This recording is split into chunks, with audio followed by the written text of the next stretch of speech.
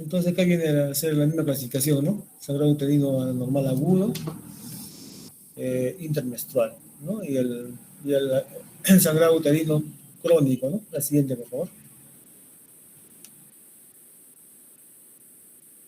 Entonces la incidencia está, ¿no?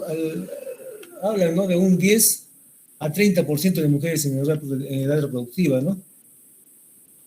Y 50% de mujeres en la menopausia. Entonces, los factores influyen sobre la incidencia en la etapa reproductiva, ¿no? Es menos frecuentes en púberes y mujeres postmenopáusicas. La siguiente.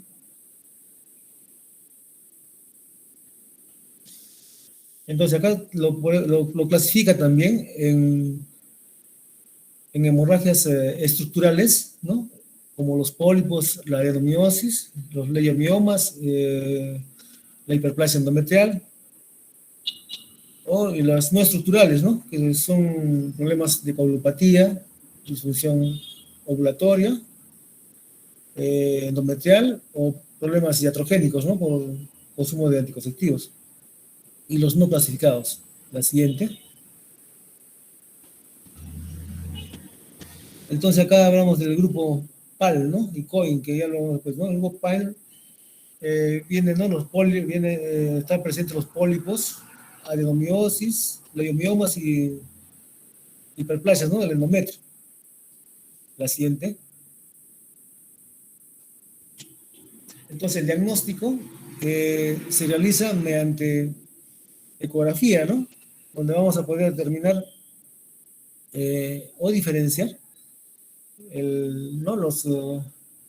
Los pólipos, por ejemplo, de los miomas, ¿no? Sabemos que por ecografía un pólipo al Doppler presenta un, eh, presenta un lecho vascular, ¿no? Lo que no pues, se presenta los miomas, ¿no? Son vasculares, ¿no? O vascularización periférica.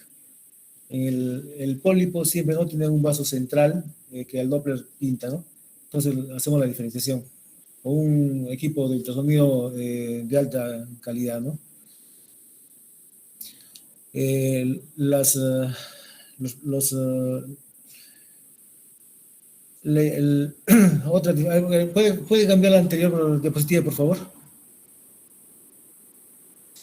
La adenomiosis son, como su nombre ¿no? lo dice, son glándulas y tejido endometrial que está en el miometrio. Y que al Doppler, la ecografía Doppler también va a estar vascularizado, ¿no? Vamos a encontrar un útero grande, ¿no? Y que lo podemos también diagnosticar por ecografía. La hiperplasia endometrial también, ¿no? La ecografía nos apoya un montón. En las mujeres en edad fértil vamos a encontrar un endometrio por encima de 15 milímetros, ¿no? Y en las mujeres menopáusicas que no reciben hormonas, en 5, ¿no? O menos de 5. Y que si están recibiendo hormonas, hasta 7, ¿no? Entonces, ya por encima de ese rango, ya hablamos de hiperplasia, ¿no? Endometrial.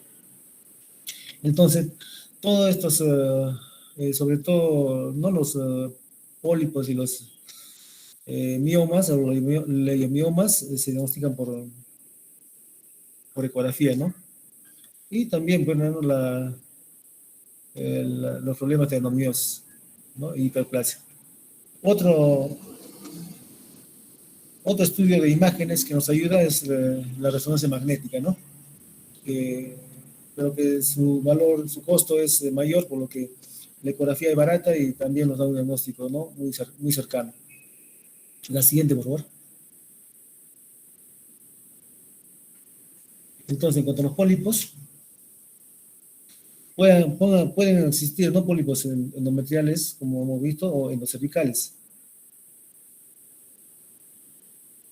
Estos están ¿no? Constituidos por estroma, ¿no? Vasos y glándulas, ¿no? Siguiente, por favor.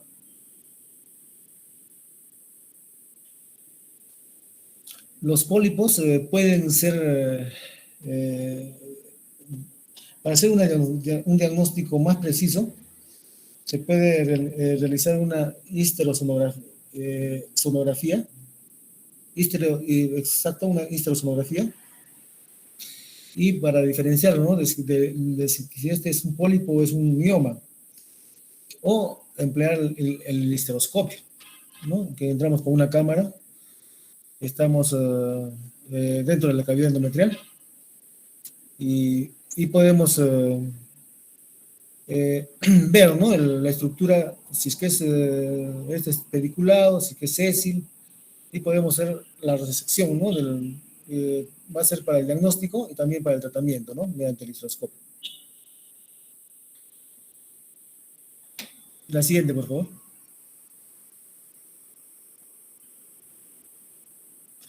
La prevalencia es de 10 al 15%, produce problemas de infertilidad de 6 al 11%, y puede estar presente en las pacientes postmenopáusicas en un 20 al 30%. Y puede dar lugar a hiperplasia con atipia y carcinoma en un 0.5 a 4%. Frecuentemente se puede encontrar también asintomáticos, ¿no? Con una ecografía encontramos, ¿no? No este pólipo, pues, pero se tiene que ser el diagnóstico definitivo, ¿no? A veces lo más frecuente es que produzcan sangrado, ¿no? Y nosotros no nos damos cuenta, hacemos el diagnóstico por ecografía y bueno, luego la histeroscopía, ¿no? La siguiente, por favor. Entonces hay algunos factores de riesgo, como la hipertensión arterial, la diabetes mellitus, la edad, ¿no? El estado menopáusico, la terapia hormonal, la obesidad.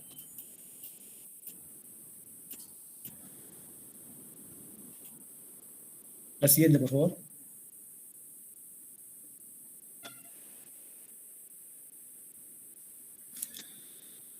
En la mayoría de estos pólipos son benignos, ¿no? Todos esos tienen que ser tratados por el problema de sangrado. Hay que hacer una buena historia clínica y para esto hay que tener en cuenta varios pasos, ¿no? El, como hemos ya visto anteriormente, preguntarle, ¿no? En cuanto al sangrado, ¿no? ¿Cuándo se produce? ¿En qué cantidad? En qué frecuencia? Y si este es intermenstrual, ¿no? La siguiente, por favor.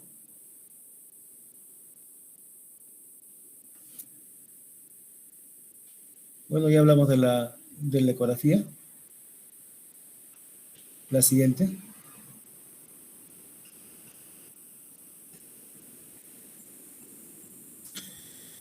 Sobre todo es importante ¿no? el tratamiento en pacientes que no tienen hijos, ¿no? Que están buscando fertilidad. Entonces, acá lo ideal es, antes de hacer un legrado biópsico y como tratamiento, hacer la histeroscopía, ¿no? Y hacer la resección en este caso, del pólipo o mioma si es que es mucoso, ¿no? La siguiente, por favor.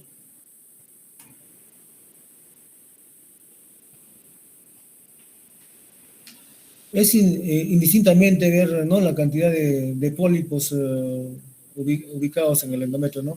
Pueden ser dos, tres o varios, ¿no? Lo que sí hay una clasificación, es para ver los miomas, ¿no? Por la ubicación, que son hasta ocho categorías o 8 tipos, ¿no? Que vienen a ser del 0, 1 2, que son submucosos,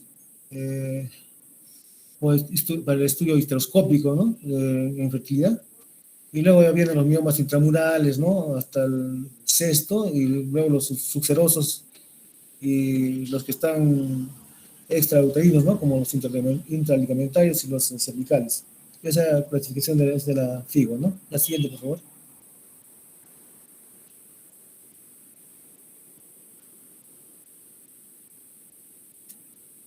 Entonces acá como ya hemos visto, la endomiosis, ¿no? Es la presencia de glándulas y el estroma, ¿no? El tejido endometrial que se va a encontrar en el miometrio, que va a producir hipertrofia, ¿no? Hiperplasia, ¿no? A nivel de las fibras musculares del miometrio. Y consecuentemente esas pacientes van a producir sangrado, ¿no? Van a tener problemas de sangrado. La siguiente.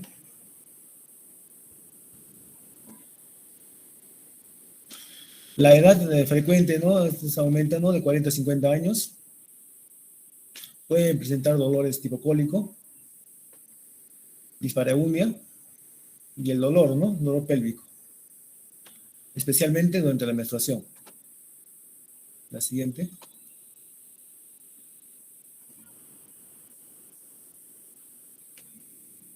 Entonces vamos a encontrar la pared anterior y posterior uterina engrosadas. Va a haber un miometrio heterogéneo. Puede haber quistes, ¿no? Hipoecoicos en el miometrio.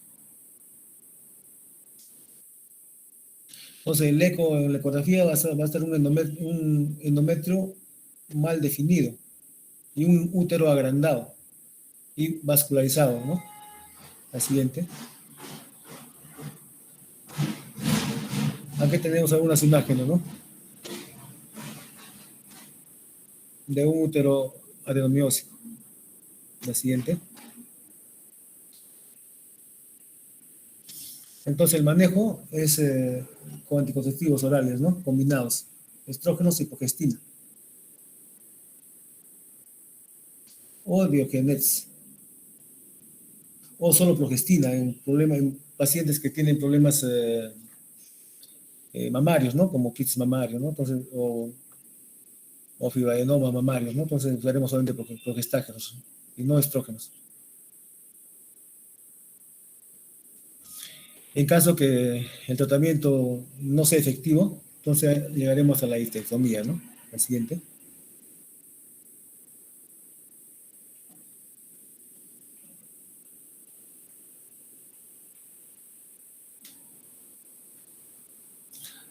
Los leiomiomas, como ya lo vimos, son tumores frecuentes, ¿no? En las pacientes, pero que estos se hacen eh, más sintomáticos en la edad de 40 a 50 años, ¿no? Se cree que su origen es, ¿no? Es un problema del músculo liso, eh, con una expansión monoclonal, ¿no? De estas células. Los miomas que son, que ya que se presentan sintomáticos en la perimenopausia, que miden menos de 4 centímetros, no pueden ser abordados ya quirúrgicamente, ¿no? El hecho de que son dependientes de estrógenos, estos miomas van a calcificarse, ¿no? Entonces solamente será el tratamiento observación, ¿no? Cuando dejen ya de menstruar, estos miomas van a incluso a disminuir de tamaño. Miomas grandes, sí, ¿no? Se irán a cirugía. La siguiente.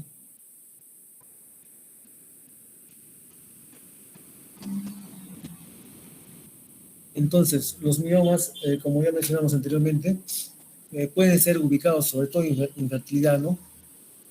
Por el tipo de mioma y su ubicación. Eh, entonces, nosotros ingresaremos, ¿no? A a la cirugía ya con el lugar, ¿no? La ubicación del mioma para extraerlo, ¿no? Porque muchas veces entramos solamente con el diagnóstico de miomatosis y queríamos hacer una miomectomía, pero es difícil ya en el momento de identificar el mioma por el tacto, ¿no? Claro que miomas grandes se podrán hacer ¿no? la palpación y extraerlo, ¿no? Pero miomas pequeños que pueden estar cerca al endometrio y que son importantes para la fertilidad, esos no podemos tener error, ¿no? Algunas veces hace dos meses entramos a una miomastomía y no nos fijamos muy bien, ¿no? En la ubicación de uno de los miomas. Entonces aparentaba ser el mioma, hicimos la apertura y era un tejido fibroso del miometrio, ¿no? Y no fue el mioma.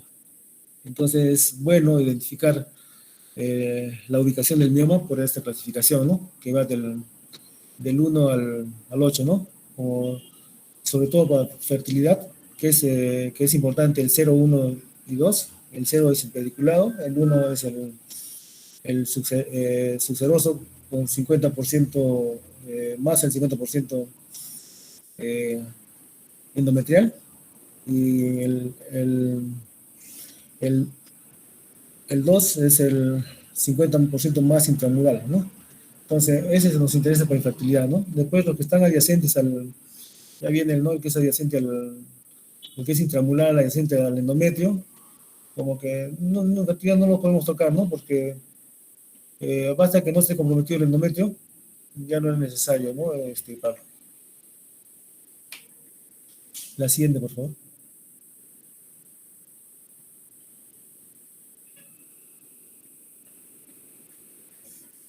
La siguiente.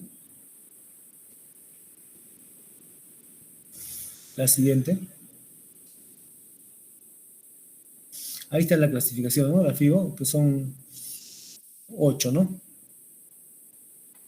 Es una subclasificación en la que es importante, ¿no? Para la infertilidad. La siguiente. La siguiente. Entonces, como vemos, los miomas del 30 al 40% son asintomáticos, pero pueden producir hipermenorreas y sangrados intermenstruales, ¿no?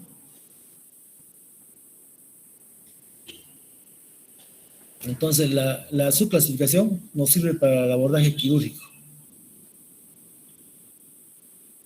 Puede producir dolor por compresión, ¿no? Porque en realidad los miomas no duelen, pero por compresión sí presentan dolor. Entonces, por histeroscopía, ¿no? Nos es importante la clasificación de 0 a 2, ¿no? 0, 1 y 2, ¿no? Para el abordaje de los miomas submucosos. La siguiente.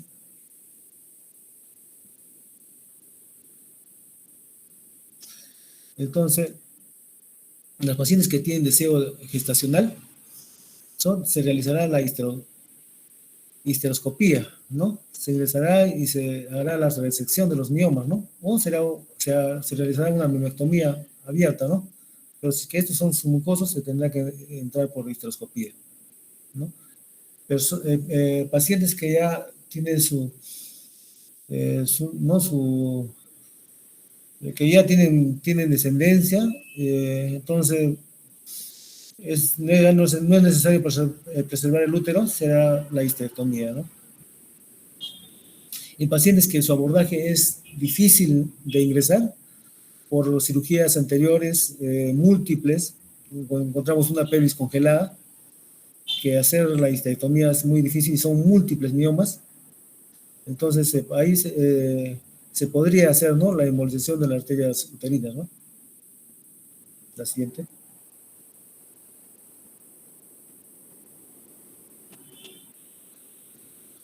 Acá tenemos unos dibujos, ¿no? De cómo se realiza este procedimiento, ¿no?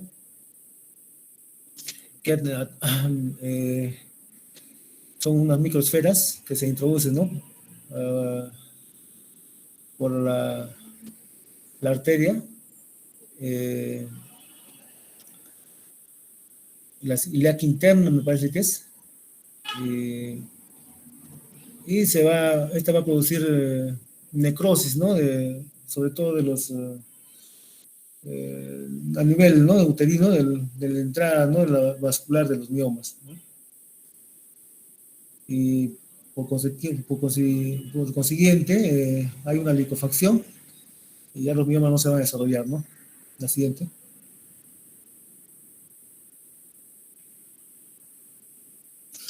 Es, es poco común, ¿no? Los tumores malignos, ¿no? Como el leiomiosarcoma, ¿no? Poco frecuente, pero ¿cómo nos damos cuenta? Si encontramos un mioma de crecimiento rápido, ¿no? Y que si lo diagnosticamos hace 2 meses, pero encontramos que creció con un embarazo de 6 meses, ¿no? Entonces estamos ante un posible cáncer, ¿no? O un leiomiosarcoma, ¿no? El siguiente.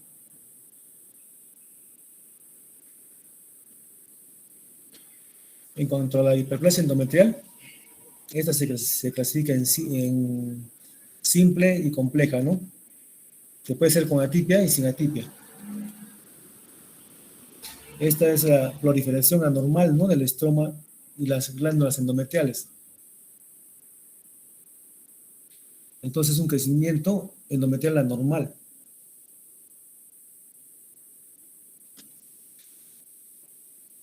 La hiperplasia compleja representa las formas más importantes, ¿no? La siguiente. La incidencia en pacientes con hemorragia postmenopáusica es del 5%, ¿no?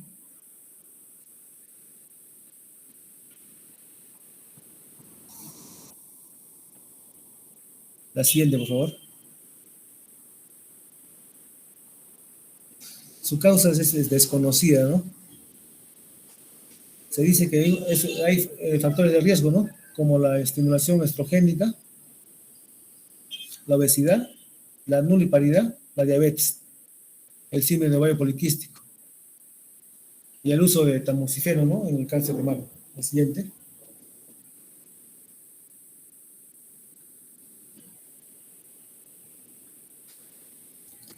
Esta puede ser asintomática también, ¿no? O presentar sangrado, ¿no? Intermenstrual, menorragia, hemorragias postmenopáusicas, ¿no? Entonces, si en una paciente postmenopáusica presenta sangrado, ya casi el diagnóstico está hecho, ¿no? Hacemos una ecografía y vamos a encontrar un endometrio engrosado, ¿no? Entonces, hay que hacer el cuadro diferencial, ¿no? Con una hiperplasia endometrial compleja, ¿no? El diagnóstico nos da la patología, ¿no? Nosotros podemos solamente llegar por ecografía a una hiperplasia endometrial, ¿no? Que puede ser compleja o simple, ¿no? Y ya la patología nos da el diagnóstico definitivo. La siguiente.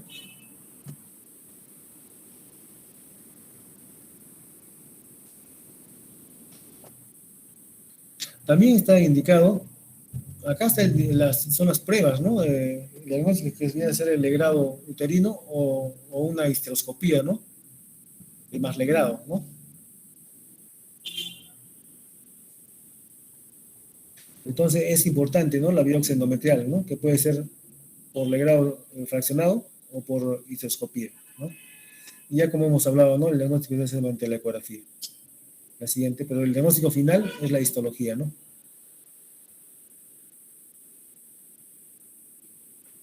Entonces la hiperplasia es simple, compleja, ¿no? Con y sin atipia, ¿no? Entonces, en porcentaje, la hiperplasia simple viene a presentarse al 1%, ¿no? De progresión a cáncer, ¿no? O sea, es baja, ¿no? La hiperplasia compleja, sin atipia, al 3%, ¿no? Y la hiperplasia simple con atipia, el 8%, ¿no? Y la compleja, con atipia, 29%, ¿no? La siguiente.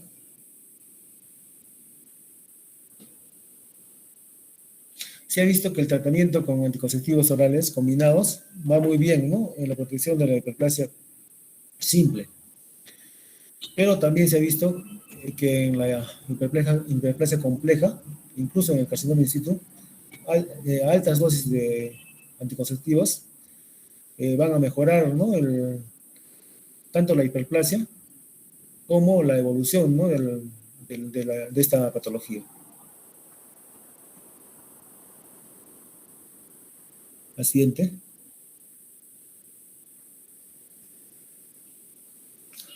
¿No? Como hemos visto acá, ¿no? Acá están indicando, ¿no? Para el precio simple acetato de medroxiprogesterona, ¿no? 10 miligramos por día durante 10 días, ¿no? Que cae mensualmente, ¿no? O acetato de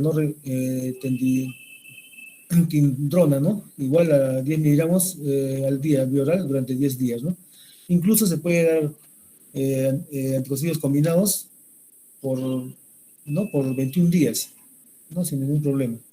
Y por tiempo largo, ¿no? Que puede ser 6 meses o un año.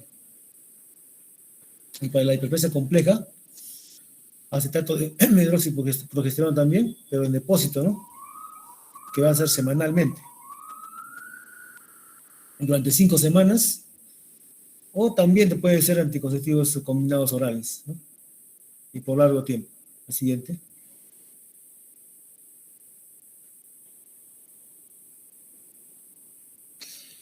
Está contraindicado, ¿no? Dar el tratamiento con anticonceptivos en pacientes que no se han diagnosticado bien la hemorragia, ¿no? O pacientes que tienen tromboflebitis o alteración hepática o cáncer de mama, ¿no? O en pacientes que están no gestando, ¿no? La siguiente. Bueno, acá hay una, como se ve en histología, ¿no? Como, ¿no? Como huecos, ¿no? En el tejido. La siguiente. Entonces ahora viene el otro grupo que es el COI, ¿no? Que son la coagulopatía, la disfunción ovulatoria, trastornos endometriales y otros que no son no clasificados, ¿no? La siguiente.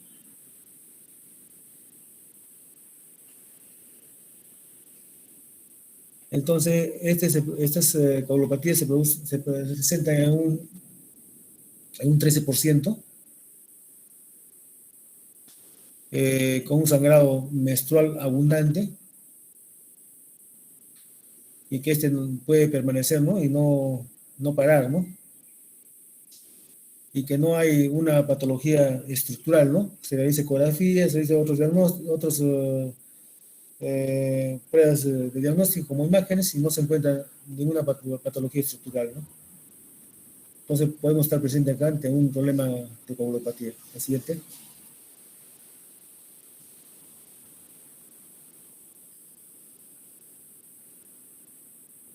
Entonces esta puede dividirse, no, lo más frecuente que son problemas plaquetarios, ¿no? Y defectos de la extracción del coágulo, ¿no? Entonces, si encontramos plaquetas por debajo de 150.000, ¿no? Tenemos, no hay, acá hay un riesgo, ¿no? De plaquetopenia, ¿no? Y un problema ya de coagulopatía, ¿no? El siguiente.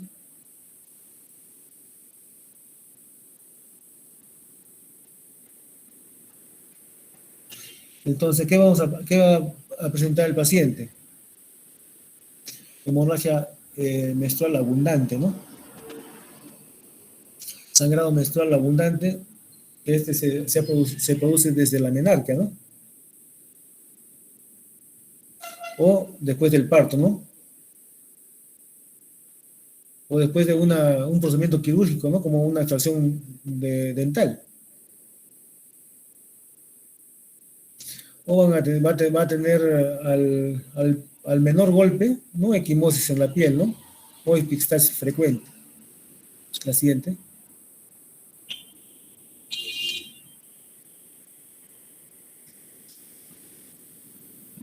Esto ya hemos visto, ¿no? Trombocitopenia y disfunción plaquetaria, ¿no? La siguiente. Y hay otras enfermedades, ¿no? Como la ausencia del factor de von Willebrand, ¿no? Donde las plaquetas no se van a poder aglutinar, ¿no? Y el vaso, o sea, no, si es que hay una lesión vascular, este va a permanecer abierto, ¿no? Y va a continuar el sangrado, ¿no? Lo que normalmente se debería formar el coágulo, ¿no? La siguiente, por favor.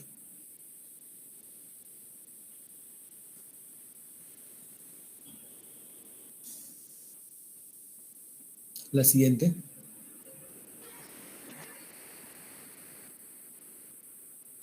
Eso es lo mismo, la siguiente.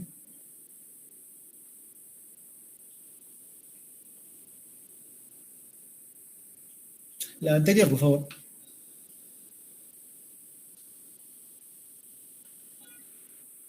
Acá también como tratamiento se puede dar, ¿no? Anticonceptivos hormonales combinados a altas dosis, ¿no? Por ejemplo, podemos dar por tres veces al día por 3 días, ¿no? Altas dosis para parar el sangrado, ¿no?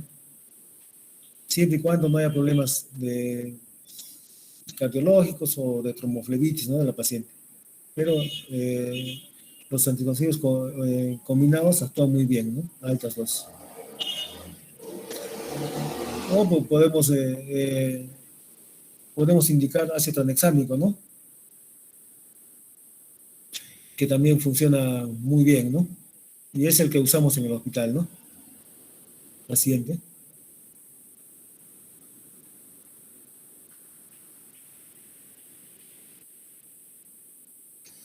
La disfunción ovulatoria también, ¿no? Si hay un trastorno ovulatorio, también puede producir sangrado. ¿Cuándo se puede producir este, no? Cuando usa métodos anticonceptivos, pero los suspende, ¿no? Suspende inexpectamente, ¿no? Deja de tomar. Entonces, se va por, por emisión de esa hormona, se va a producir un rebote, ¿no? Y se va a producir sangrado, ¿no? Entonces, para poder tratar este evento, daremos nuevamente, ¿no? Anticonceptivos, pero de altas dosis, ¿no? Para parar el sangrado. Y luego, de 3 días, por lo menos, o 4 días de anticonceptivos, empezaremos uno nuevo, ya periódico, ¿no? Y la siguiente.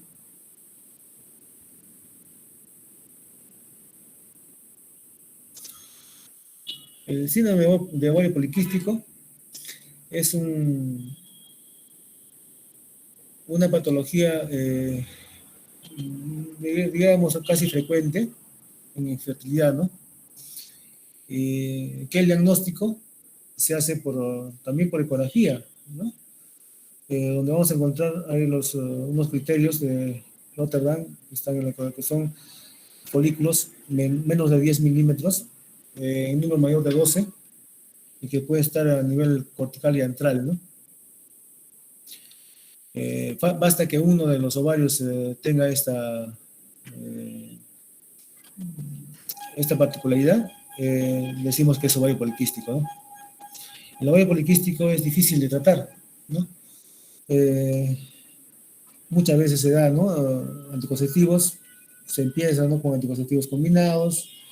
eh, si es que no remite, se acetato, clomifeno se puede usar. Y si es que este no remite, incluso antes usaban el drilling ovárico, ¿no? Se ingresaban por la paroscopía y, y se aperturaba, ¿no? Los folículos vistos, ¿no? En el ovario, ¿no? Por la paroscopía, se aperturaban y se hacía un drenaje, ¿no? De estos. Con esto mejoraba, ¿no? Pero ahora en la actualidad se ha visto que no tiene mucha utilidad, ¿no? Entonces, el tratamiento en ovario poliquístico se podría decir que es continuo, ¿no? Puede mejorar con tratamiento anticonceptivo, mejora por un tiempo. Uno o deja el tratamiento o deja las pastillas y este vuelve, ¿no? Va a estar 2, 3 meses normal sus ciclos, después vuelve los ciclos ovulatorios, ¿no? Entonces es difícil de tratar, ¿no? Se ha visto que algunas veces con la gestación mejoran, ¿no? Incluso mejoran también que su menstruación ya es cíclica, ¿no? Pero en la mayoría no hay mejora, es ya de por vida, ¿no? La siguiente, por favor.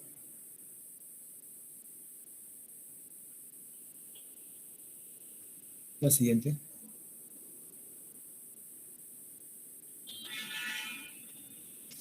Bueno, acá vamos a ver, pues, ¿no?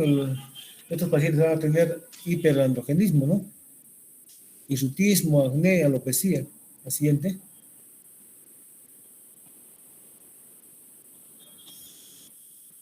Y acá están los videos de Rotterdam que les mencioné, ¿no?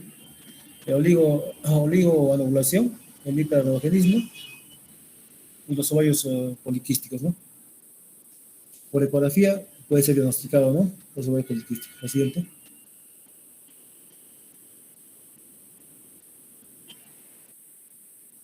La siguiente.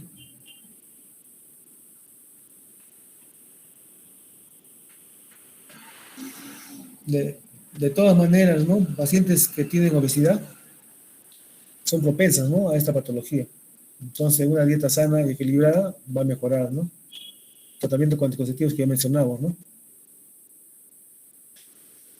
Y, ¿no? Es importante entonces el bajar de peso, ¿no? La siguiente.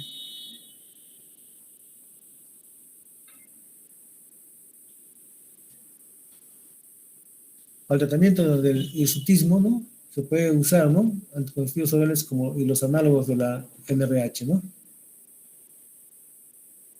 Como vemos ahí, el acetato de ciproterona, ¿no? La frutamida también, ¿no? La siguiente.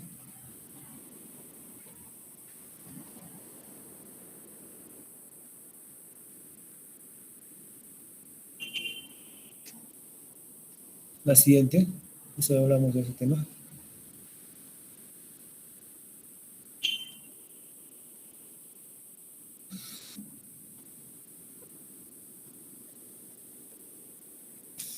No, acá nos hablan, ¿no? De otras patologías por, por sangrado intermenstrual que, que se presentan, ¿no? Que puede ser por una disfunción hormonal, ¿no? Eh, y que no hay ninguna patología estructural de fondo, ¿no? Y tampoco la presencia de un problema de coagulopatía, ¿no? Entonces, sí se presenta, ¿no? Algunas veces, ¿no? Hay una ovulación por una disfunción hormonal, ¿no? Que mediante el uso de anticonceptivos orales va a mejorar, ¿no? La siguiente.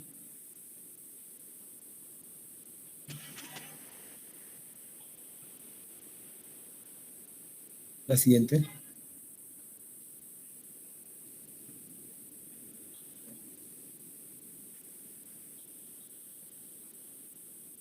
¿No? Acá se habla, ¿no?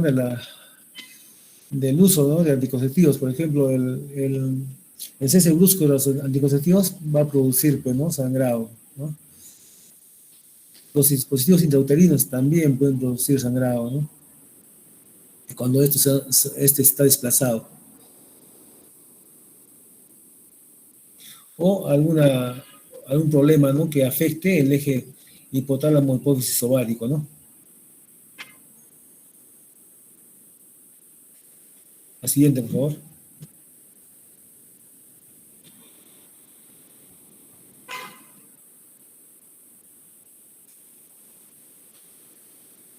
¿Ves? Ya, eso ya lo comentamos. La siguiente.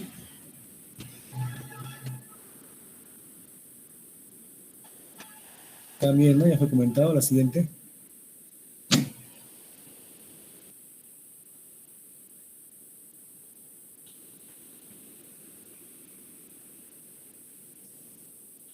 Puede haber otros problemas, ¿no? Como malformaciones arteriovenosas o hipertrofia miometrial, ¿no? Que produzcan sangrado. La siguiente. Bueno, acá tenemos un flujograma. Si una paciente viene por sangrado uterino anormal crónico, se dice que este se presenta por lo menos 3 meses, ¿no? Pero puede ser hasta 6 meses. Alteración en el volumen, y en la frecuencia, ¿no? Si no presenta esto es normal, ¿no? Si es que si presentara, hay que hacer la investigación inicial, ¿no? Una historia clínica adecuada, ver su función ovulatoria y si no tiene problemas de fertilidad, ¿no? O, o ver si hay trastornos médicos relacionados, ¿no? O el uso de medicamentos, o factores de estilo de vida, ¿no? Paciente como aumento de peso, ¿no? Diabética. O hacer un tamizaje para coagulopatías, ¿no? O hacer una exploración física adecuada, ¿no? Sobre todo una evaluación uterina. Y otras investigaciones que se pueden hacer,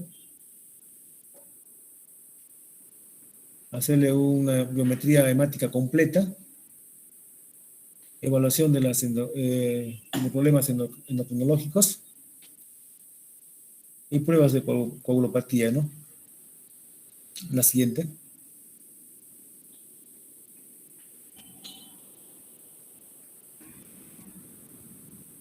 Creo que eso es todo. Algo que no ha quedado claro, por favor.